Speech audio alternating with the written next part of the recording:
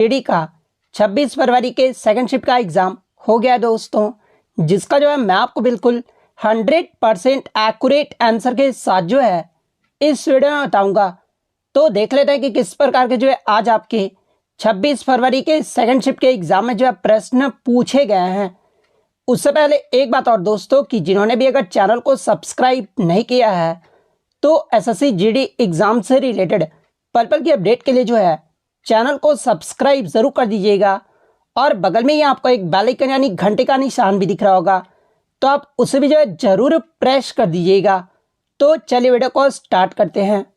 तो आपका पहला क्वेश्चन आया था कि सोनल मानसिंह का संबंध किस शास्त्रीय नृत्य से है। तो देखिए सोनल मानसिंह की बात कर ले तो इनका जो संबंध है ये आपका भरतनाट्यम और ओडिसी नृत्य से है। तो भरतनाट्यम और ओडिसी आपका यहाँ पे करेक्ट आंसर होगा। इसके अलावा अगर इनके पुरस्कार की बात कर ले तो देखिए सोनल मानसिंह को जो है 1992 में पद्म भूषण से जो वो सम्मानित किया गया था और ये जो आपका पद्म भूषण पाने वाली जो है सबसे कम उम्र वाली जो है ये प्राप्तकर्ता भी थी। तो ये पॉइंट भी आपको ध्यान में रखना है।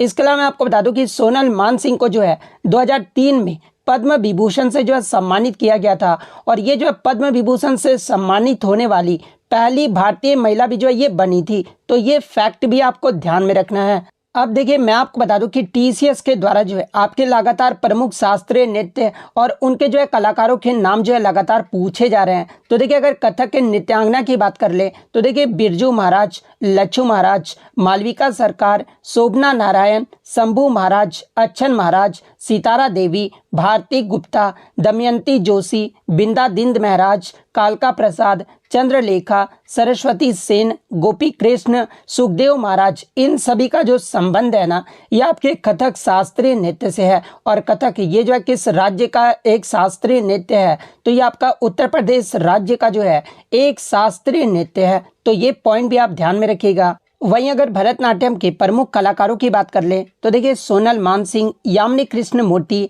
वैजंती माला हो गया, मालविका सरकार, रुक्मणी देवी, एसके सरोज, पद्म सुब्रमण्यम, मृणालिनी साराभाई, लीला सैमसन, टी बाल सरस्वती, राम गोपाल, इन सभी का जो संबंध है ना ये आपके भरतनाट्यम नृत्य से है। और भरतनाट्यम जो है ये तमिलनाडु राज्य का एक शास्त्रीय नृत्य है।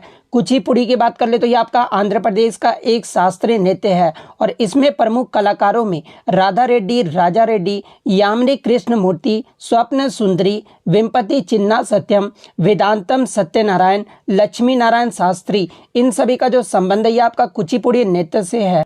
वहीं अगर कथकली की बात कर ले तो ये आपका केरल का एक शास्त्रीय नृत्य है और इसमें प्रमुख कलाकारों में मृणालिनी साराभाई, शांता राव, कृष्णा नायर, कृष्णन कुट्टी, आनंद शिव रामन, उदय शंकर, इसके अलावा बल्लोत नारायण मेनन आदि ये सभी जो आपके कथकली नृत्य से संबंधित है। सॉरी, नारायण मेनन जो है ये आपके पूरा नाम है, तो ये ध्यान में रखिएगा।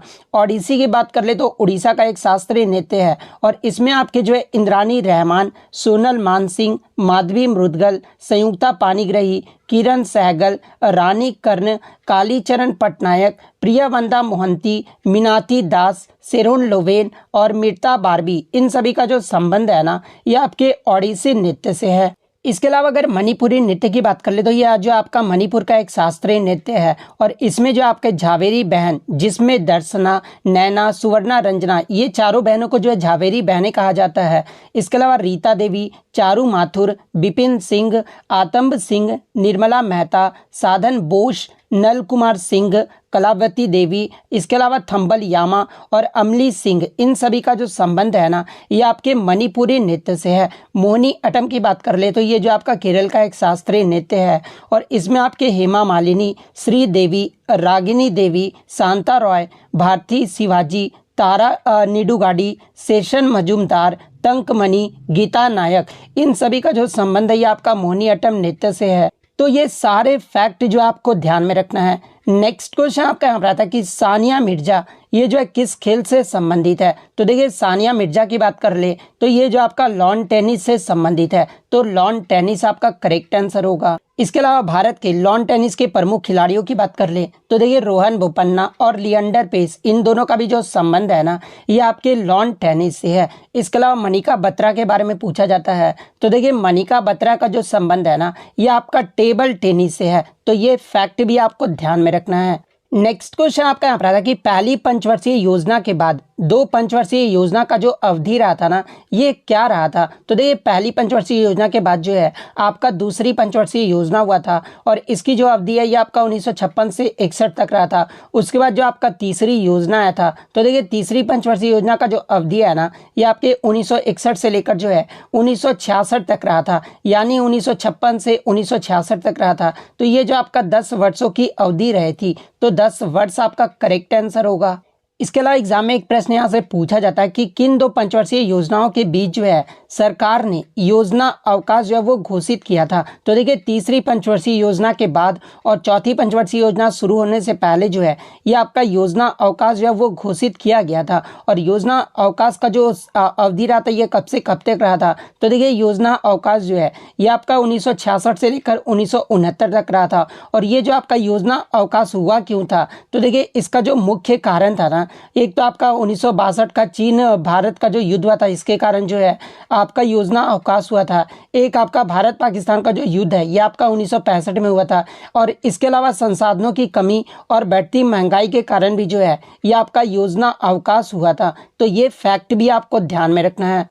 नेक्स्ट क्वेश्चन आपका यहाँ पर आता है कि which of the following articles of the constitution of India talks about review of judgments और order by the supreme court, यानी भारतीय संविधान का निम्नलिखित में से कौन सा अनुच्छेद जो है सर्वोच्च न्यायालय द्वारा निर्णय या फिर आदेशों की समीक्षा से संबंधित है? तो देखिए ये जो आपका अनुच्छेद 137 है ना ये आपके सुप्रीम कोर्ट के जो है निर्णय या फिर आदेशों की समीक्षा से संबंधित है। तो अनुच्छेद 137 आपका करेक्ट आंसर होगा।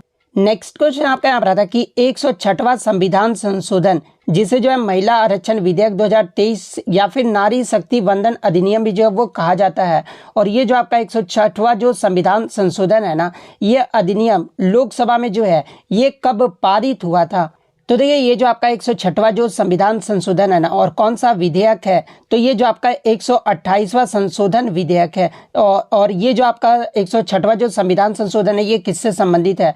तो ये जो कानून है ना ये महिलाओं के लिए सीधे निर्वाचित लोकसभा और राज्य विधानसभा में जो है 33% सीट आवंटित करने का जो प्रावधान है ना वो इस अधिनियम के तहत जो वो किया गया है। और ये जो आपका 106वां जो संविधान संशोधन है ना ये आपका 20 सितंबर 2023 को जो है लोकसभा ने विधेयक को पक्ष में 454 और विपक्ष में आपके जो है 2 वोटों के साथ जो है इसे पारित जो वो कर दिया गया था। तो लोकसभा में आपका पूछा गया था तो ये आपका 20 सितंबर 2023 को जो वो पारित कर दिया गया था। तो 20 सितंबर 2023 आपका करेक्ट आंसर होगा। वहीं अगर राज्यसभा में पूछा जाए तो देखिए राज्यसभा में इस विधेयक को जो है 21 सितंबर 2023 को जो वो आपका पारित कर दिया गया है। और राष्ट्रपति के द्वारा जो है इस पर हस्ताक्षर जो वो कब किया गया था? तो देखिए राष्ट्रपति के द्वारा 28 सितंबर 2023 को जो है इस विधेयक पर जो है हस्ताक्षर कर दिया गया था। तो ये फैक्ट भी आपको ध्यान में रखना है। नेक्स्ट क्वेश्चन आपका यहाँ पर आता है कि भारतीय संविधान को किसने जो है हाथ से लिखा था? तो देखिए भारतीय संविधान को हाथ से जो है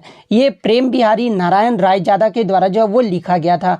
तो प्रेम बिहारी नारायण रायजादा आपका करेक्ट आंसर होगा। नेक्स्ट क्वेश्चन आपका यहाँ पर आता है कि 2024 के लिए चुनाव आयोग के राष्ट्रीय आइकन के रूप में जो है ये किसे बनाया गया है? तो देखिए 2024 में जो आपका लोकसभा चुनाव होगा ना उसके लिए जो आपका राष्ट्रीय आइकन जो है ये आपका अगस्त 2023 में सचिन तेंदुलकर को जो वो बनाया गया है। तो सचिन तेंदुलकर आपका यहाँ पे करेक्ट आंसर होगा। इसके अलावा मैं आपको बता दूं कि 2024 में जो आपका 5 राज्यों में जो आपका विधानसभा चुनाव हुआ है ना उसमें जो है आपका अक्टूबर 2023 में जो है अभिनेता राजकुमार राव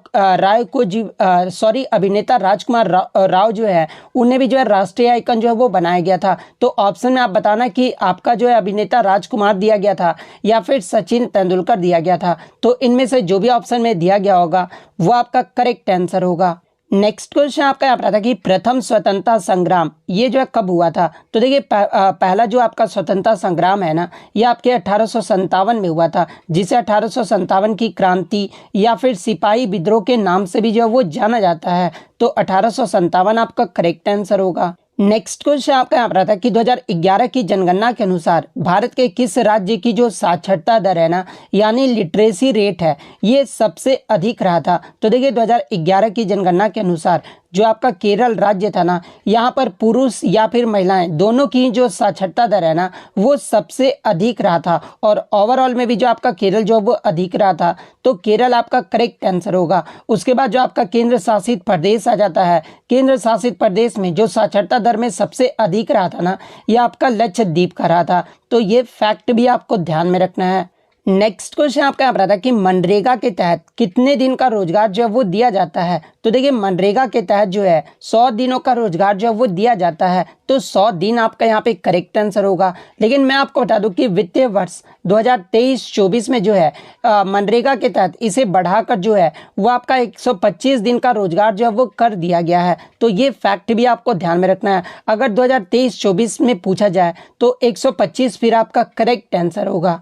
देखिए इसके अलावा मैं आपको बता दूं कि जो आपका मनरेगा था ना, इसे जो है पहले नरेगा के नाम से जो वो जाना जाता था, और नरेगा के नाम से ही जो है संसद के द्वारा जो है इसे पारित किया गया था। लेकिन अगर एग्जाम में पूछा जाए कि नरेगा को मनरेगा जो है इसका नाम बदलकर कब कर दिया गया था, तो देखिए मैं आपको बता दूं कि 2 अक्टूबर 2009 को जो है नरेगा का नाम बदलकर जो है इस एक्ट का नाम मनरेगा यानी महात्मा गांधी जो है वो कर दिया गया था।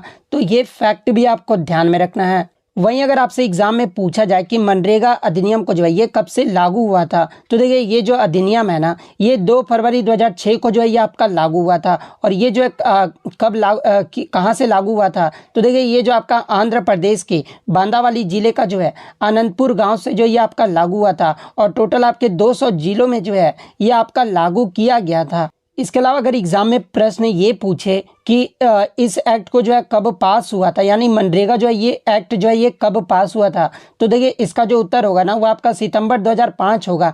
लेकिन अगर प्रश्न में वही रहे कि मनरेगा जो है ये कब से लागू हुआ था, तो ये जो आपका 2 फरवरी 2006 को जो है ये आपका लागू हुआ था। वहीं अगर पूरे भारत में पूछ ले कि मनरेगा जो है ये पूरे भारत में जो है ये कब लागू हुआ था, तो ये आपका 1 अप्रैल 2008 को जो है पूर्ण भारत में जो ये आपका लागू हुआ था। तो ये फैक्ट भी आपको ध्यान में रखना है। नेक्स्ट आपका यहाँ पर आता है कि निम्न में से कौन जो है एक प्रसिद्ध वायलिन वादक है, जहाँ पे ऑप्शन में आपका एल सुब्रमण्यम दिया गया था। तो देखिए ये जो आपके एल सुब्रमण्यम है ना, ये आपके वायलिन वादक हैं। तो एल सुब्रमण्यम आपका करेक्ट आंसर होगा।